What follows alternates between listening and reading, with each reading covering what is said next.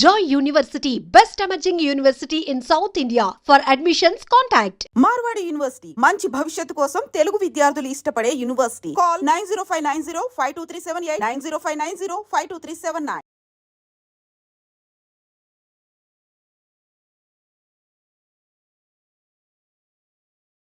నయం వచ్చిండు. అసలు పోలీసులు రాలే, మళ్ళా నయం వచ్చింది. వచ్చేసి మేము ఇద్దరం ఒకటే సైజు ఉన్నాం సార్, చిన్నగా ఉన్నాం మేము. ఒక హైట్ లేము, లావు లేము, వానికి అంత క్యాజువల్ చేయడానికి పోయిన నయం. ఇట్లా చెయ్యి దగ్గరకు వచ్చేసింది సార్. కార్లోంచి దిగి చెయ్యి దగ్గర పెట్టండి, చెలో తీసి చెట్లలో దుంకి ఏకే లోడ్ చేసినాం. వెళ్ళిపోయింది పని. అక్కడ నుంచి ఆ ఏపీటి వదిలేసినాం. వచ్చి ఇది జరిగిందని చెప్పి వచ్చిన తర్వాత ఇంకా దీనికి మనం ప్రతీకారం ఏదైనా దాడి చేయాలని చెప్పేసి ప్రకాశం జిల్లాలో పోలీసులు కుమ్మింగ్కి వచ్చారు. కుమ్మింగ్కి వచ్చి ఆగిన తర్వాత అక్కడ దాడి చేయాలి. ఫస్ట్ రాకెట్ లాంచర్, అదే ఫస్ట్ ఇప్పుడు దొరికిన రాకెట్ లాంచర్ మావోయిస్టుల కాడ మనకు 2005లో దొరికిన రాకెట్ లాంచర్ ఫస్ట్ వాళ్ళ మీద దాడి ఉపయోగించిన దాన్ని పేలలేదు. పేలకపోతే గ్రానైల్ వేసి ఫైరింగ్ చేసి వెళ్ళి వచ్చేసినాం. ఎందుకంటే మనం ఏమనకపోతే మన మీద దాడులు జరుగుతాయి. ఎంతసేపు ఉన్నా మనం ఎక్కడికక్కడ అడ్డుకోవాలి. దాడులు అనేది మనం ప్రతి దాడి చేస్తేనే ఈయనకి డిఫెన్స్లోకి వెళ్ళిపోతాడు, లేకపోతే మనం చేయకపోతే డిఫెన్స్లోకి వెళ్ళిపోవడం అనేది క్యాంపెయినింగ్ తీసుకున్నాం. తీసుకొని అక్కడ ఆడ చేసిన తర్వాత మళ్ళా ఎర్రగొండపురం పోలీస్ స్టేషన్ మీద ఫైరింగ్ చేసి అక్కడి నుంచి వచ్చేసి మన బోరాపూర్ దగ్గర క్యాంపుపై ఇద్దరమే, కిరణ్ నేనంటేనే ఇద్దరం పని మీద పోయి వాడు క్యాంప్ వేసిండు. మనం ఉత్తగింది పోవాలా, మనం దాడి చేస్తేనే మనకి భయం అనేది ఉంటుంది అనేది ఇద్దరం 4 తూటాలు కొట్టినాం కావాలని చెప్పేసి. కొట్టిన తర్వాత డీజీపీ వచ్చి క్యాంపు మీద పరామర్శించి 4 తూటలకు ఫైరింగ్ ఓడ్చుకోని వాళ్ళు క్యాంపు 100 మంది క్యాంప్ వేసి డీజీపీ వచ్చి హెలికాప్టర్లో దిగి రాత్రి కాల్ చేసిరు సార్. అంటే నువ్వు కొమ్మికి వచ్చినవి అక్కడ ఉన్న చెంచులని రకరకాలుగా ఇబ్బంది పెట్టారు సార్. ఆ నైటు చెంచోలని 3 పెంటల చెంచోలని అడ్డం పెట్టుకుని పడుకున్నాడు. ఒకసారి ఎర్రగొండపాలెం పోలీసు మీద దాడి చెప్పు, ఎలా చేశారు? అదే సార్, అయితే యాక్చువల్గా మన దగ్గర వేపన్స్ లేవు. వేపన్స్ కావాలంటే ఏం చేయాలి? శత్రువుకు మనకు అనుకూలంగా ఉన్న శత్రుస్థావంపై మనం దాడి చేయాలి. దాడి చేయాలంటే మన కాడ ఉన్నంత బలగాన్ని ఉపయోగించాలి. మన దగ్గర ఉన్న వెపన్స్ అన్నీ ఉపయోగించి కంట్రోల్కి తెచ్చుకోవాలి అనే ఆలోచన చేసినప్పుడు దాన్ని చేసే ముందులో రిహార్సల్ చేసి క్యాంపు టీంలు ఏ టీం ఏ దాడి చేయాలి, ఏ టైంలో ఏ టీం సపోర్ట్గా ఉండాలి అనేది దాన్ని ప్రిపేర్ చేసి ఆ స్టేషను 2-3 ఎన్కౌంటర్లకు బాధ్యత వహించిన ఆ పోలీస్ స్టేషన్లో ఉన్న ఆఫీసర్స్. అయితే ఇది ఎప్పటికైనా మనకు ప్రమాదకరమే, ప్లస్ ఆయుధాలు కావాలి మనకు. దీన్ని ఏదో రకంగా శత్రువుని డిఫెన్స్లోకి నెట్టాలి అనే ఆలోచనతోటి పార్టీ పిలుపునిచ్చింది. పిలుపును అనుకూలంగా దాడి చేయాల్సి వచ్చేసింది. ఎన్ని గంటలకు చేశారు? అది సాయంత్రం 6:30 అయింది సార్. సక్సెస్ అయ్యారా? అంటే మొత్తం కాలేకపోయినాం. ఆతల వైపు సగం తీయగలిగినాం కానీ మొత్తం పూర్తిగా చేయలేకపోయినాం. అప్పుడు ఎవరు మీకు ఎస్పీ అప్పుడు ఉండేవారు? ఎర్రగొండపాలెం ప్రకాశం అంటే అప్పుడు రెడ్డి ఉండే సార్. ఏం పేరు ఉండే, అతని పేరు మైపాల్ రెడ్డి ఏదో ఉండే సార్. అదే అయితే యాదికి లేదు. మనము మన ఈ ఏరియాలో ఎవరు ఉన్నారని చెప్పగలుగుతాం, కానీ మనం అవసరానికి పోయి వచ్చేది. అంటే Yerragondapalem rocket launcher first time పేల్చారు, పోలీస్ స్టేషన్ మీద అటాక్. తర్వాత ఎక్కడ మరి మీరు చేసిన కార్యక్రమాలు ఏంటి? నాది టోటల్గా మాబ్నార్ సార్, ఎక్కువ సార్. నేను తిరిగిది ఆర్గనైజర్ కానీ నా ప్లాటును తిరగడం కానీ ఇక్కడ ఉన్న చెంచుల సమస్యల మీద మెయిన్. అక్కడ ఆర్థికంగా వాళ్ళకి ఎలాంటి ప్రోత్సాహం ఐటీడీ కానీ గవర్నమెంట్ కానీ ఎలాంటి ప్రోత్సాహాలు లేవు సార్. వాళ్ళకి ఎంతసేపు ఉన్నా వాళ్ళ జ్వరాలు వచ్చి చనిపోయినా కానీ పట్టించుకున్న నాదుడు లేడు. అప్పట్లో ఏంటంటే ప్రత్యేకంగా చెంచులని ఎట్లా రక్షించాలి, మనం వాళ్ళతోటి ఎట్లా వ్యవసాయం చేపియాలా.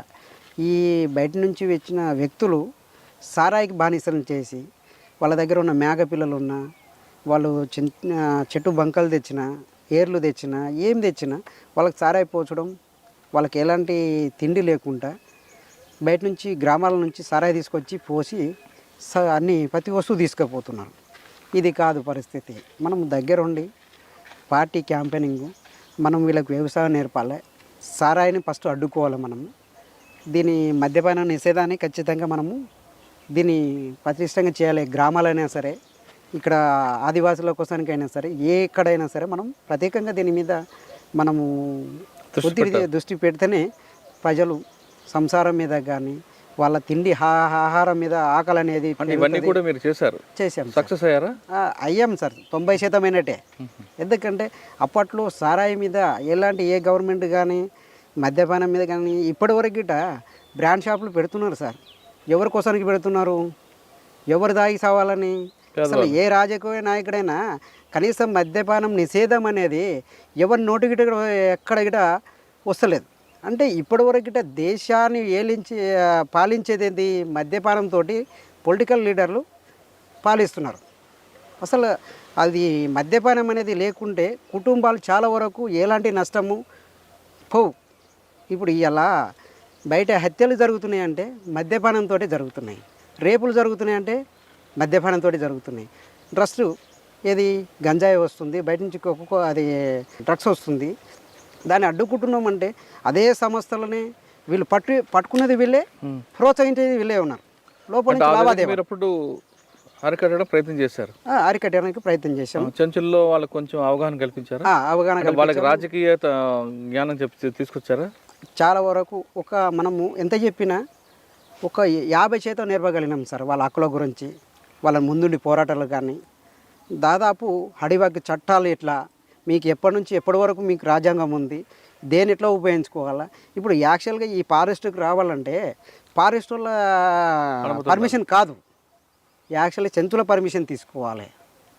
చెంచులకు ఉన్న హక్కులు అప్పట్లో ఉన్న రాజ్యాంగ ప్రకారంగా పోతే జీవో ఫారెస్ట్లకు ఎంటర్ కావాలంటే మంత్రి కానీ గవర్నర్ కావాలన్నా కానీ వాళ్ళ పర్మిషన్ తీసుకోవాలి.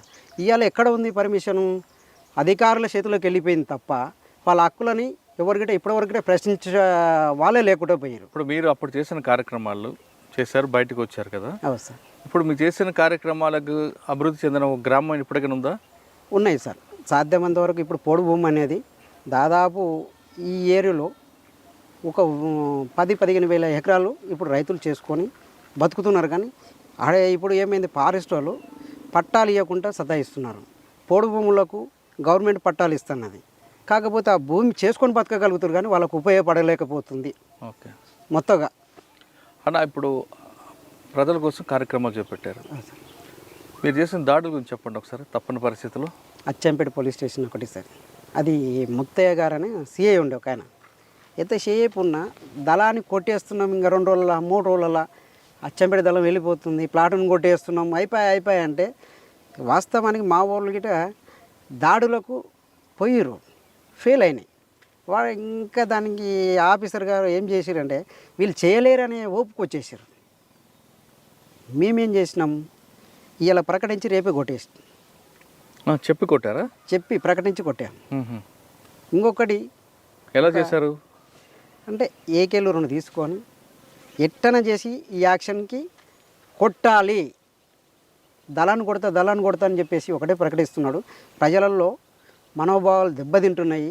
ఆఫీసర్ని బెదిరించి మనల పార్టీని బెదిరిస్తూ పార్టీకి సహకరించకుండా పబ్లిక్ మీద ప్రెషర్ చేయగలుగుతున్నాడు. మనం ప్రజల దగ్గరికి వెళ్ళి దాన్ని అర్థం చెప్పాలి లేకపోతున్నాము. ఏంటి జాబు తన కోసానికి తన కుటుంబ కోసానికి చేస్తుడే ఛాలెంజ్ చేస్తున్నాడు. మనం ప్రజల పక్షాన చేస్తున్నప్పుడు దీన్ని ఛాలెంజ్ తీసుకోకపోతే కరెక్ట్ పొజిషన్ కాదనేది పార్టీ నిర్ణయించింది. చలో ఎవరెవరు పోవాలా, ఈ వ్యక్తి పోవాలా, నువ్వేం చేస్తావు నాకు తెలియదు, పార్టీ బాధ్యత నువ్వు చేయాలి అని చెప్పేసి అప్పచెప్పింది. అప్పట్లో అదే ఎస్ఐ దగ్గర పోయి అదే సిఐ దగ్గర పోయి ఇంకా 2 రోజులకు దాడి జరుగుతుందనగా వాళ్ళ ఎదురు కూర్చొని మాట్లాడొచ్చి 3వ రోజు స్టేషన్ మీద దాడి. అంటే మిమ్మల్ని గుర్తుపట్టలేదు వాళ్ళు? అంటే మనము రెక్కి చేసేటప్పుడు అంత అలకకుంటే మనం ఎట్లా పోగలుగుతాము? మనకు ప్లాన్ మనకు ఉంటుంది, మనం చేసే విధానం మన అక్కడ ఉంటేనే మనకు పార్టీ అప్పచెప్తుంది. పార్టీ బాధ్యత వహించి మనము సావుకైనా తెగిడిసి చేయాలనేది ఒక ఆలోచన. ఆ అచ్చంపేట పోలీసు మీద దాడి సక్సెసా ఫెయిలా? Success sir. అంటే మనం దాడి స్టేషన్ మీద చేయలేదు, బయట ఉన్న ఆఫీసర్ల మీద కొట్టాలి, ఏదో ఒకటి అచ్చంపేట పోలీస్ స్టేషన్ మీద మనము కొట్టాలి అన్నప్పుడు మనము సివిల్లో ఉన్నారు వాళ్ళు, ఆడికి బ్రష్లో పెట్టి కొడితే ముగ్గురు పడిపోయారు. ఓకే, తర్వాత ఆ తర్వాత సంతోష్ని, మా గురువు అయిన సంతోష్ని ఈ యాక్షన్కు వాళ్ళు అడ్డం పెట్టుకొని అతన్ని ఛత్తీస్గఢ్ పోవాలి. ఛత్తీస్గఢ్ పోతున్న క్రమంలో వాళ్ళ భార్య వాళ్ళ కుటుంబాన్ని కలవనిక ఏర్పాట్లు చేసుకొని పోయేటప్పుడు అక్కడ ఉన్న కోవట్లు దాన్ని సంబంధించి తోలుకుపోతున్నప్పుడు ఇతను పట్టియాలని ఒప్పందం చేసుకున్న వ్యక్తులు రకరకాలుగా ఇబ్బందులు పెట్టి పట్టించిన తర్వాత మళ్ళా పార్టీ ఒక క్యాంపెయిన్ తీసుకుంది. కాంగ్రెస్ కార్యకర్తలని, మెయిన్ లీడర్లను ఎవరినైనా కొట్టాలి మనము అన్నప్పుడు మళ్ళీ అచ్చంపేట దగ్గర పోయి వచ్చారు మా వాళ్ళు. ఫెయిల్ అయిన తర్వాత మళ్ళీ దాన్నే మళ్ళీ ప్రయత్నించినాం. ఎవరు అవతల బాధితులు? అవతల కాంగ్రెస్ కార్యకర్త, ఈతల పార్టీ బాధ్యత మనం ఊహించినాం. కాంగ్రెస్ పార్టీ కార్యకర్త. ఓకే. అయితే ఆ తర్వాత మనము వచ్చిన తర్వాత అదొకటే కాదు, మనము పెద్ద మొత్తంలో మనం ఒక నాయకుని కోల్పోయినాం. దీనికి ప్రతీకారం దాడులు ఇంకా ఉండాలి అనే ఆలోచనతోటి మళ్ళా స్టార్ట్ అయినాయి. అక్కడ నుంచి పోయి ఆత్మకూరు ఎస్ఐని కొట్టాం. ఆత్మకూరు తర్వాత ఇంకా తర్వాత మళ్ళీ మన మీద దాడి ఏడు వరకు పసుపుల దగ్గర వచ్చిన దగ్గర దాడులు జరిగినాయి. వాళ్ళ బైక్ల మీద మనం నడిచి దాడులు ప్రతి దాడులు చేయడం వల్ల మీకు వచ్చేది ఏంటి? అంటే మేము ప్రతి దాడి చేయాలి, వాళ్ళకి కుటుంబాలు ఉంటాయి కదా పోలీసులకి. అయితే దీంట్లో ఏంది సార్ అంటే వాస్తవానికి దాడి చేయడానికి మేము ఎలాంటి పార్టీ కానీ పార్టీలో పనిచేసే వాళ్ళు కానీ ఎలాంటి ఆలోచన విధానం చేయదు. అయితే పార్టీ విధానాన్ని మనము ముందుకు తీసుకుపోయేటప్పుడు పొలిటికల్ లీడర్ల భద్రత కోసానికి డిపార్ట్మెంట్ తయారు చేసుకున్నారు. అది ఎవరి కోసానికి? ప్రజలకు ఉపయోగపడే వ్యవస్థ అయితే ఇప్పటివరకు కాదు. అది ఎంతసేపు ఉన్న పొలిటికల్ లీడర్కు, దేశాన్ని దోసుక తినే వాళ్ళకు భద్రత కోసానికే తప్ప ఎలాంటి ప్రయోజనాలు లేవు. ఆ సంస్థని అడ్డు పెట్టుకొని పార్టీని దాడులు చేయడము, ప్రజల మీద దాడులు చేయడము, దాన్ని తప్పని పరిస్థితుల్లో వాళ్ళ మీద దాడులు చేయాల్సి వస్తుంది. అంటే వాళ్ళని ఏదో వాళ్ళకిట ఏ ఇంటి నుంచి పోయారు, అదే పేద ఇంటి నుంచి పోయి ఒక ఆఫీసర్ అయ్యండు. ఆ ఆఫీసర్కు కనీసము డ్యూటీ చేసేటప్పుడు మానవత్వం ఉన్న ఆఫీసర్ ఏమో దాడులు చేయడు, అతను టార్గెట్ చేయడు. అంటే నువ్వు ప్రమోషన్ల కోసానికి, నువ్వు ఉన్న రివార్డుల కోసానికి ఉరుకులాడి దాడులు చేసి పొలిటికల్ లీడర్ దగ్గర మెప్పు పొందిన ఆఫీసర్ మీదనే టార్గెట్ చేస్తావు. మీరు మొత్తం ఎన్ని సంవత్సరాలు? 8 సంవత్సరాలు ఉన్నారా? 8 సంవత్సరాలు. 8 సంవత్సరాల నుంచి మరి ఎందుకు బయటకు వచ్చారు? దాడుల్లో చురుకైన వ్యక్తిగా ఉన్న వ్యక్తి. అయితే నా ఆరోగ్యం సంవత్సరం వరకు ఆరోగ్య సమస్య బాగా ఎంటాడిన తప్పు క్రమంలో ఇంకా నేను తప్పని పరిస్థితుల్లో పానంతో దొరికింది అనుకో ఎక్కడన్నా, పార్టీకి నా వల్ల డ్యామేజ్ అవుతుంది. ఎందుకు నేను ఆడికి చెప్పిన, నా ఆరోగ్యము ఖరాబ్ అయిన తర్వాత గిట్ట 3 నెలలు పార్టీకి చెప్పిన నా వల్ల అవుతలే బయటకు వెళ్తా అని. పార్టీ చెప్పినట్టే వండుకుంటూ వచ్చిన, నేను వండుకుంటూ వచ్చి ఆ తర్వాత వెళ్ళిపోయినా పార్టీకి నేను ఎలాంటి ఎంటిక మందం గిట్ట పార్టీ మీకు అనుమతి ఇచ్చిందా? ఇచ్చింది. పొదువుగాను ఆగు గివులాడింది. ఈయన పరిస్థితిలో నేను ఉండలేను, నా వల్ల అయితే లేదు అని చెప్పి వెళ్ళినా సార్. ఎవరి ద్వారా మీరు లొంగిపోయారు? లొంగిపోలేదు సార్. ఒక 3 నెలలు నేను పార్టీకి ఏడ నష్టం చేస్తానో, నన్ను ఏమైనా ఇబ్బంది పెడతారో, నా భార్యకు కొంచెం ఎస్టీ అమ్మాయి, ఆమెకు మెచ్చుడి ఎక్కడైనా డిపార్ట్మెంట్ ఇబ్బంది పెట్టి పార్టీ గురించి చెప్తుందేమో అనే విధానానికి జడ్చర్లో పోయి మేస్త్రి పని చేసుకుని బతికినా సార్. నేను 3 నెలలు చేసుకున్నాక జ్వరంతో చేసుకొని నా పొట్ట గడుపుతూ తప్పని పరిస్థితుల్లో మా కుటుంబాన్ని తీసుకొచ్చి ఇదే అమరాబాద్ పోలీస్ స్టేషన్లో మా అత్తని మా అమ్మని తీసుకొచ్చి మేళ పెట్టి, లొంగువాటు మేళ, మీరు రాండి కొడక అని చెప్పేసి పిలిపించినప్పటికి అప్పటికి నాకేందంటే కాకగడ్డలై సిమెంట్ పడక అప్పటికి జ్వరం ఉండి నేను ఏమో చనిపోతానేమని నా భార్యకు ఒక టెన్షన్ మొదలైంది. ఇంకా పోదాంపా, ఏదైతే మీ వాళ్ళ కడుకు ఆలోచన తీసుకుందాంపా అంటే, మా వాళ్ళు అప్పట్లో పరిస్థితి బాగాలేక నేను వచ్చిన నీ కొడుకు అని చెప్పేసి ఒత్తిడి చేసినందుకు హైదరాబాద్లో పోయి కూలి చేసుకుని బతుకురు మా వాళ్ళు. అయితే ఇక్కడ బొమ్మనపల్లిలో మా అన్న ఉంటాడు, అతను బాగా లైక్ చేస్తాం. అతను ఏం చేసిన సీన్ ఎస్ఐకి ఇంటిమేషన్ ఇచ్చుకున్నాడు. మనం పోయి ఇంటికాడికి పోయిన తర్వాత నా కోసం ప్రత్యేకంగా ల్యాండ్ ఫోన్ పెట్టుకున్నాం మన పెట్టుకొని అక్కడికి పోయిన తర్వాత మా పెద్దమ్మ కాడికి పోతే మా అన్నకు ఫోన్ చేసి చెప్పి అప్పుడు సీనియర్స్ తోటి మా అన్న కలిసి వచ్చి బండ్లు ఆడ పెట్టుకొని వచ్చి ఆ గొర్రెల కాడ వండుకున్నాయి. వీళ్ళ మీద నమ్మకం లేక నాకేమైనా ప్రాబ్లం అవుతుంది, ఎక్కడ వెళ్ళలేను కదా ఇంటి నుంచి అని చెప్పేసి బయట పోయి పండుకున్నాను. బయట కూర్చున్న తర్వాత ఏందిరా మరి సరెండర్ అవుతావా ఏం సంగతి అని అడిగాను. లేదన్న ఫస్ట్ అమ్మ నాయన కాడికి పోవాలి. నేను అమ్మ నాయన కాడికి పోయిన తర్వాత అప్పుడు ఆలోచన చేస్తా. చలో అమ్మ నాయన ఏడ చేస్తారు, ఆయన హోమ్ మినిస్టర్ ఇంట్లో నాయన పని చేస్తున్నాడు, ఇది గోడను నీళ్ళు పట్టాల. అయితే సరెండర్ అయితే ఏంటంటే మనం ఆడికి పోతే జానారెడ్డి అప్పుడు అక్కడికి పోతే మనం మన సొంత ఆలోచన పోవాలన్నా వద్దా అనేది కొద్దిగా కుటుంబంతో డిస్కషన్ చేయాలి. ఆరోగ్యం కుదుటపడ్డంగా వెళ్ళాలన్నా లేకపోతే మన సరెండర్ కావాలన్నా అనే ఆలోచన సందిగ్ధంలో ఉన్నా. బయటకైతే వచ్చిన మళ్ళీ నా వల్ల పార్టీకి ఎలాంటి నష్టం జరుగుతుంది అని ఆలోచన చేసుకొని స్థిరంగా కొద్దిగా ఎటుగా కూడా అయిపోయినా, మధ్యలోనే అయిపోయినా. ఈయన పట్టించిన తర్వాత నైట్ 1 గంటలకు అరే బండి ఉంది మా అమ్మ నాయన అక్కడికి పోదాం హైదరాబాదు. అమ్మ ఎడ ఉంది, నేను వస్తా సరెండర్ అయ్యేటప్పుడు పోతా ఇంకా అలా మా పెద్దమ్మ వాళ్ళ ఇంటికి పోతా. ఈ నుంచి మా ఇంటికి పోయింది, గోనెంపల్లి పోయింది. యాక్చువల్గా ఈ నుంచి ఆడికి పోయిందంటే నాకు 2 గంటల టైం మా ఇంటికి పోనీక. వీళ్ళు చెప్పిన ఒక్క మాట మీ అమ్మ ఇంటికాడ ఉందంటే వెళ్ళిపోతా. వీళ్ళ స్వార్థం కోసానికి నన్ను నేనే మూసిపెట్టి మా అమ్మకి తెలియకుండా నన్ను నైట్ 1కి పట్టించు. గిరి అని ఒక్క పిలుపు పిలిస్తే సార్ ఈ పెంటగడలను పెంటపుట్టి అలా ఫుల్ ఉంది. అది వానకాలం దశదీపాలకు గిరి అని ఒక పేరు పెట్టి పిలిస్తే బండ్లేమో స్కూల్లో పెట్టిరు. మా అన్న కదా నేను నమ్మి ఉంటే దాదాపు 40 మంది దగ్గర ఉండు. అప్పుడు ఉరికొచ్చి ఎస్ఐ పట్టుకొని హీరో హీరో హీరో అంటాను. అంటే ఆ రాత్రి సరే నీవు బాగున్నావు మాట్లాడినావు బాగుంది, అదే నేనే వేపన్ తీసుకొని దాడి చేసింది అనుకో ఎవరు అక్కడ నువ్వు తోలుకొచ్చిన వాళ్ళు నష్టపోయినా కష్టమే, ఇక్కడ నేను చనిపోయినా మా అమ్మనైనా ఊరుకోరు కదా. అంటే అప్పట్లో డైరెక్ట్ అడిగాను నన్ను ఒక కానిస్టేబుల్, ఇప్పుడు కొట్టేసి ఎవరు దిక్కు నీకు అని అడిగాడు. సార్ నేను చచ్చిపోయే ముందర ఒక్కనైనా చంపుతా మిమ్మల్ని, చంపుతారని చెప్పిన. అన్న వరకు ఎస్ఐ ఉండి తిట్టిండి వాళ్ళని. తిట్టినాక బంద్ చేసినాక ఆ నైట్ తీసుకొచ్చేసి ఆయన ఇంట్లోనే పండబెట్టుకున్నాడు. పండబెట్టుకొని తెల్లారి నిద్ర కాసి పొద్దుగాల తీసుకుపోయి సరైన చేసింది సార్ ఇక్కడ మామనారు. అయితే నాకు అప్పటి వరకు నన్ను ఉంచుతారనే నమ్మకం అయితే లేదు.